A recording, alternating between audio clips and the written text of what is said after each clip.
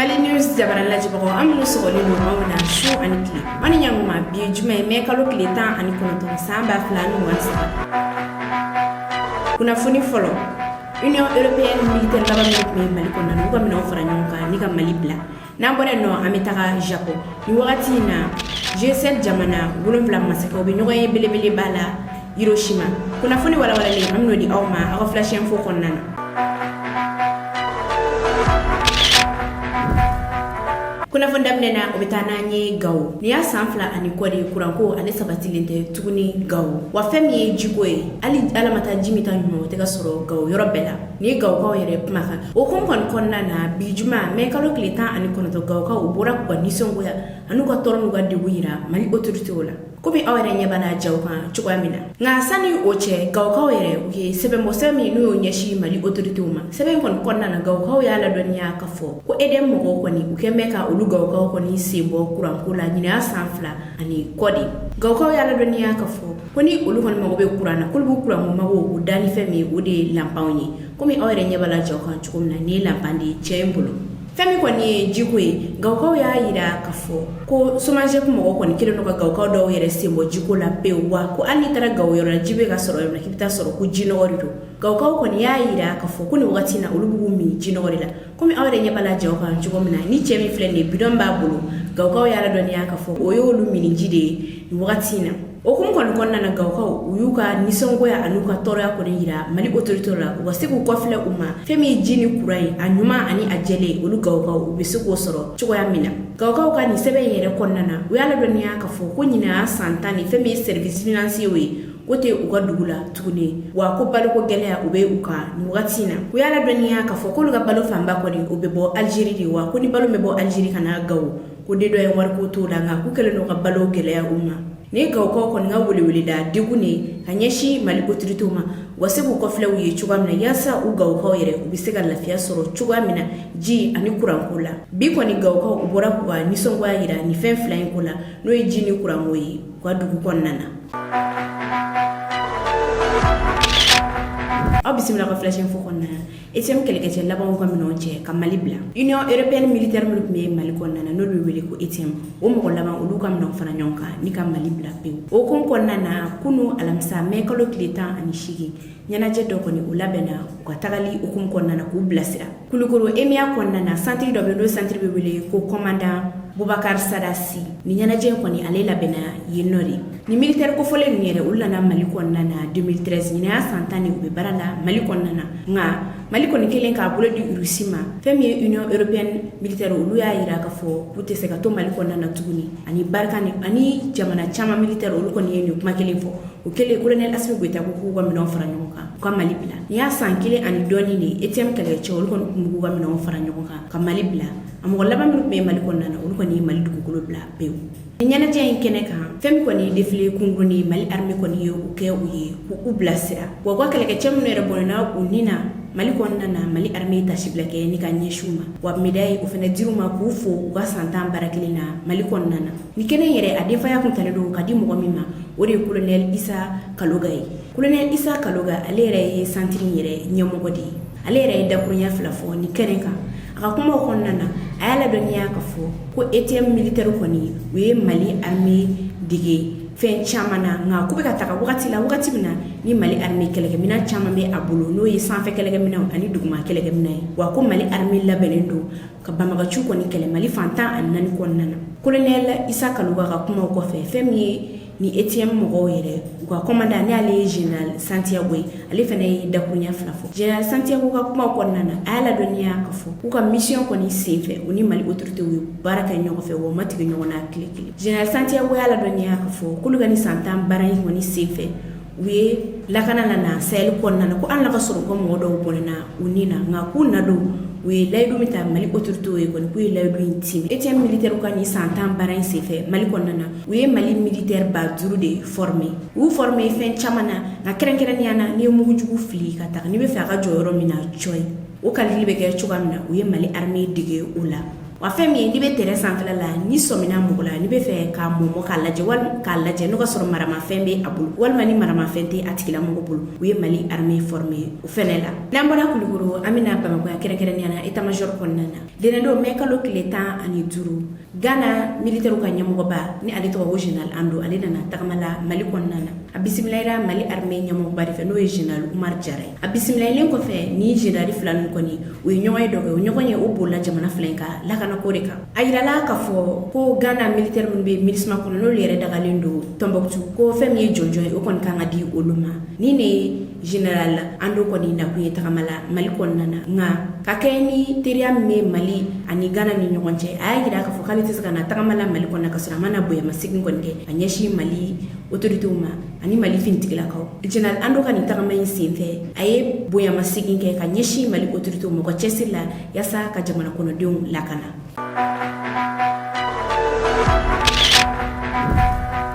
Kunnafoni filanan kunu colonel Sadio Kamara taara Jema ka militaire kura biriki fɔlɔ da kunu alamisa mai kalo tile 18 nɛgɛ kan 8 wagati la délégation dɔ wulila Mali armée de l'air ka 1171 la ka taa cun Jema n'o bɛ Yoro du Sahel mara la ni délégation ye ɲɛmɔgɔ o ye colonel Sadio Kamara yɛrɛ de n'ale Mali ministre de la défense et des anciens combattants kunu colonel Sadio Kamara taara Jema ka militaire kura biriki fɔlɔ da ni ka militaire yɛrɛ ale jɔkun de ka jamana kɔnɔdenw lakana wa ni ka militaire ale bɛna jɔ kalo damadɔ kɔnɔna na wa ni a jɔli banna fɛn min ye 44e régiment d'artillerie olu bɛna kɛ ni kan in kɔnɔna na ni kan yɛrɛ ale bonya o ye hectare 500 de ye ni ka militaire kura in jɔyɔrɔ ta k'a lajɛ i b'a ye k'a fɔ ko Mali autoritéw kɔni u ka laɲini de fɛn min ye banbagaci kɛlɛ ka ban pewu an ka jamana kɔnɔna na sabula kan in yɛrɛ bɛ ka jɔyɔrɔ min na n'o ye Jema ye Jema ale yɛrɛ bɛ Mali ani Sénégal frontière de la wa a bɛ Mali ani Mauritanie fɛnɛ frontière de la ni ka militaire in biriki fɔlɔ dali kɛnɛ kan Mali armée de terre ɲɛmɔgɔba n'olu yɛrɛ ye armée min bɛ kɛlɛkɛ dugumala la o ɲɛmɔgɔba ni ale yɛrɛ tɔgɔ ko général Aruna Samake ale ye kuma ta général Aruna Samake y'a ladɔnniya k'a fɔ ko ni kan in yɛrɛ jɔkun de ye ka jamana kɔnɔden bɛɛ lajɛlen lakana kɛrɛnkɛrɛnnenya na minnu bɛ Yoro du Sahel ani a mara la général Aruna Samake ka laseli kɔnɔna na a y'a ladɔnniya k'a fɔ ko sira min bɛ bɔ Jema ka taga Kati sira min bɛ bɔ Jema ka taa Kayi sira min bɛ bɔ Jema ka taga Yoro du Sahel ale ni sira min bɛ bɔ Jema ka taa Mauritanie ko ni ka militaire a bɛna kɛ sababu ye k'o sira in bɛɛ lajɛlen lakana ale ka kuma o kɔfɛ fɛn min ye Yoro du Sahel gouverneur yɛrɛ ni ale yɛrɛ tɔgɔ ko colonel major Ali Anaji ale fɛnɛ ye dakuruɲɛ fila fɔ ale y'a ladɔnniya k'a fɔ ko wagati min na banbagaciw bɛ ka attaquer ka wagati min na banbagaciw bɛ ka mugujugu don yɔrɔ la ko wagati kelen na Mali autorité o ye hakilina sɔrɔ ka ni ka militaire kura in k'o jɔ Jema ko b'a yira k'a fɔ ko Mali autorité kɔni olu ka laɲini ye fɛn min o de ye ka jamana kɔnɔden bɛɛ lajɛlen lakana ni ye ni ka militaire yɛrɛ ta k'a lajɛ i b'a ye k'a fɔ ko ɲinan san in kɔni kɔnɔna na Mali autorité u kelen don ka kan saba de boloda ni o fɔlɔ o ye Buguni yɛrɛ filanan o baaraw daminɛlen don Kita Jema ale ye a sabanan ye ni kɔni b'a yira k'a fɔ ko Mali autorité u cɛsirilen don jamana kɔnɔdenw lakana la Mali fantan ani 4 bɛɛ lajɛlen na ni mɔgɔ fila ninnu ka kumaw kɔfɛ fɛn min ye colonel Sadio Kamara ni ale Mali ministre de la défense et des anciens combattants ye ale yɛrɛ ye kuma ta colonel Sadio Kamara y'a yira k'a fɔ k'olu bɛ yen nɔ jamana kɔnɔdenw sago kɛli de kama wa ko ni ka militaire in jɔli olu fɛ ko ye olu ka baara de Mali ministre de la défense et des anciens combattants ka laseli kɔnɔna na a y'a ladɔnniya k'a fɔ ko maliyɛnw wasalen don olu la ko sabula maliyɛnw yɛrɛ de y'a laɲini ko Mali armée a ka kɛ u kɛrɛfɛla la ko ye ni ka militaire in jɔkun dɔ fɛnɛ ni colonel Sadio Kamara kumakan nin nka an ka jɛ an ka yɛrɛ ka kɔrɔfɔw lamɛn a bɛ ka dantigɛli kɛ nanzarakan na ka to Jema kunu. Il s'agit pour nous de satisfaire la volonté clairement exprimée par le peuple malien de renforcer le maillage sécuritaire des FAMA, le maillage territorial des forces de défense et de sécurité. Les Maliens sont fiers de leur armée et ils demandent tous les jours que les FAMA s'implantent autour d'eux, que ce soit ici à Jema ou encore à Buguni, à Kita, à Kuchala, à San, à Menaka ou encore à Moura. Les Maliens sont fiers de leur armée. Ils le montrent tous les jours.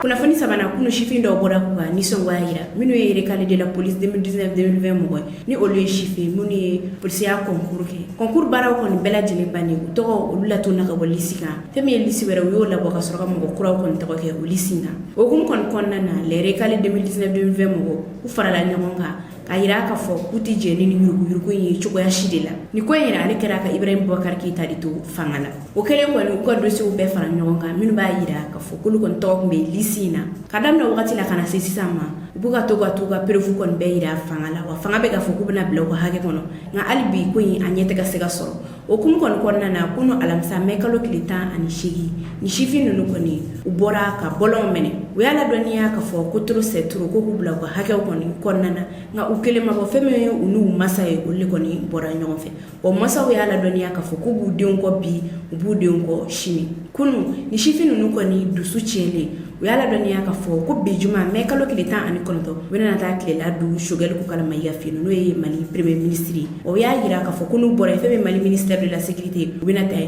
ko n'o bɛɛ kɛra ka sɔrɔ u ma ɲɛ sɔrɔ ko in na kɔni u bɛna u kunda Kuluba kan u y'a ladɔnniya k'a fɔ ko ni Kulubakaw kɔni u faga k'u fagara u jo kɛlɛ de la ani Maliko ni sifin ninnu ka kunu bɔlen senfɛ u masa dɔw yɛrɛ bɔra ka kuma nka an ka jɛ an k'u masaw an'u yɛrɛ ka kɔrɔfɔw lamɛn ɲɔgɔn fɛ u bɛ ka dantigɛli kɛ an ka to du kan na ni ala sɔnna ma an bɛ taa tilela fana du prémature da la k'a sababuya kɛ n'an ka jamana ɲɛmɔgɔ n'o ye PM ye son excellence Choguel Koukala Mayiga ale min y'a fɔ an ɲɛna k'an ka dossiers b'a ka tableau sanfɛ parmi les plus urgents ni dossiers balannen don tableau yɔrɔ min na a b'o fɔ an ɲɛna a k'an bilasira walasa an k'an ta n'an bila dɔn Maliko la parce que an n'an ka droit de ka kan an n'an ka hakɛ ɲinini de ka kan o kuma na fɛ o de la an bɛ segin a kan i ɲɛ bɛ ni cɛ jama ninnu na an ka kɛnɛ ka tɛmɛ kɛnɛbagatɔ ka bana tɛ nin si la nka ni cɛ jama yira cɛ o cɛ min kɔfɛ k'a y'aw bolo kɔrɔta ni tigi jamana ɲɛmɔgɔ walima jamana kunkanko la ko ka kɛlɛ kɛ wallahi jama b'a yeri kɔ sini n'ala sɔnna ma an bɛ taa tilela fana du primature da la n'an bɔra yen ministre de la sécurité fɛ yen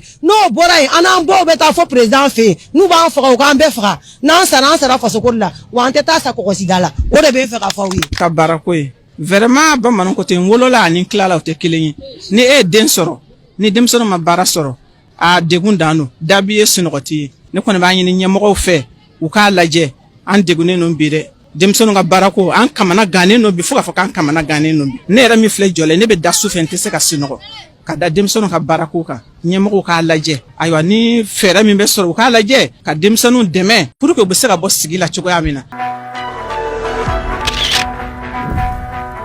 kunnafoni na u bɛ taa n'an ye CNT la kunu CNT mɔgɔ n'olu ye député ye transition in kɔnɔna na olu tɛgɛ nɔ bila sariya dɔ la o sariya yɛrɛ o bɛ tali kɛ Mali fura dilan yɔrɔ ko de kan n'o fura dilan yɔrɔ yɛrɛ tɔgɔ ko UMPP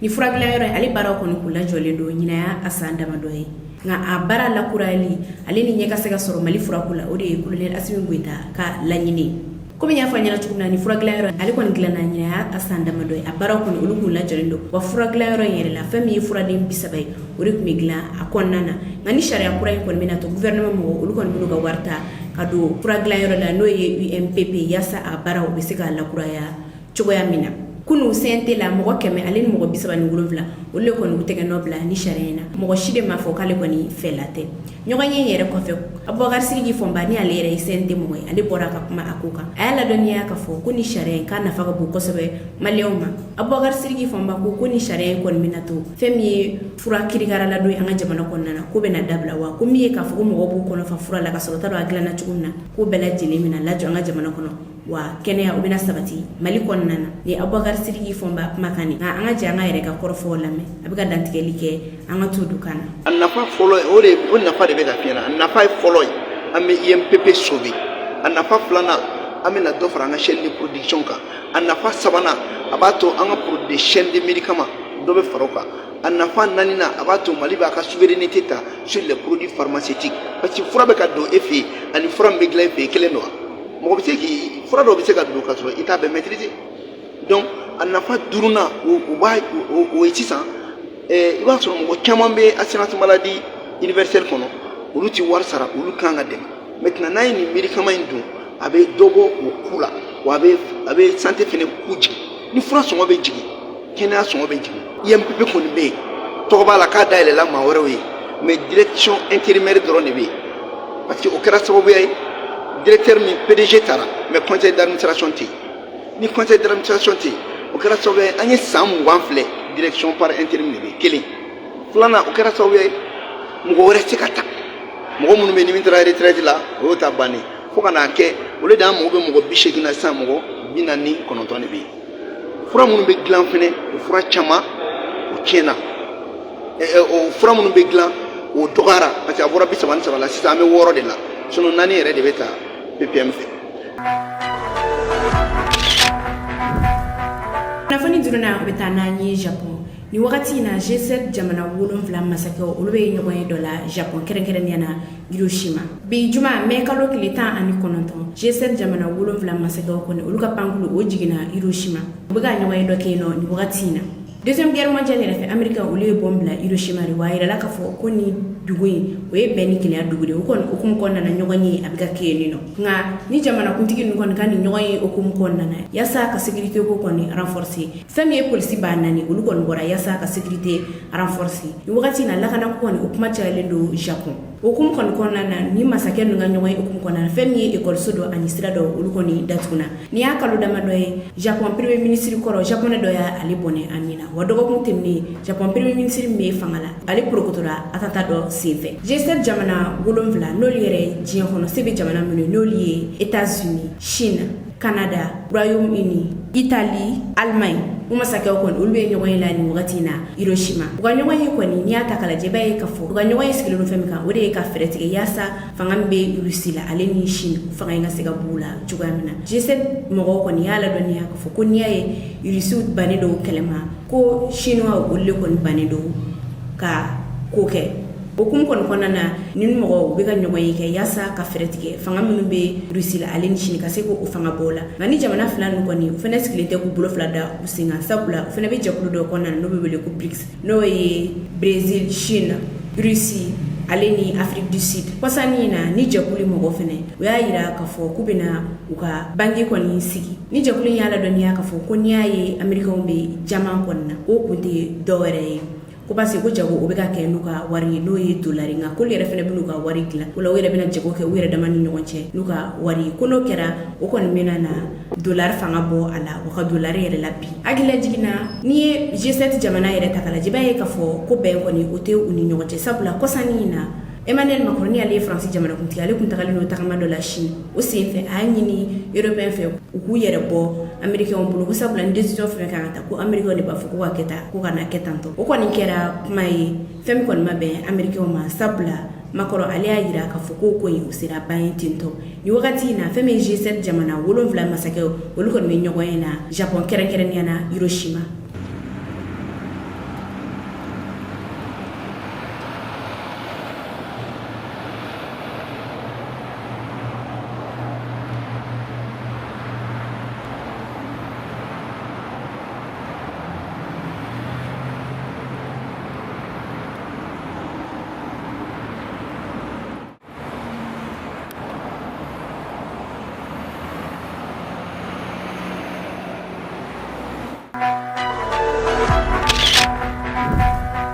kunnafoni warana kunu kun ye Lalabi ka saya san 2 ye hakilila jiginna mɛ kalo tile 18 san 2021 mɛ kalo tile 18 san 2023 kunu alamisa mɛ kalo tile 18 o kun ye Gawusu Kalilu Berete ka saya san 2 ye ni bɛɛ lajɛlen b'ale wele ko Lalabi an bɛ dugawu de kɛ Ala ka badabada dali nɔgɔya Lalabi ani alisilamɛ su bɛɛ lajɛlen.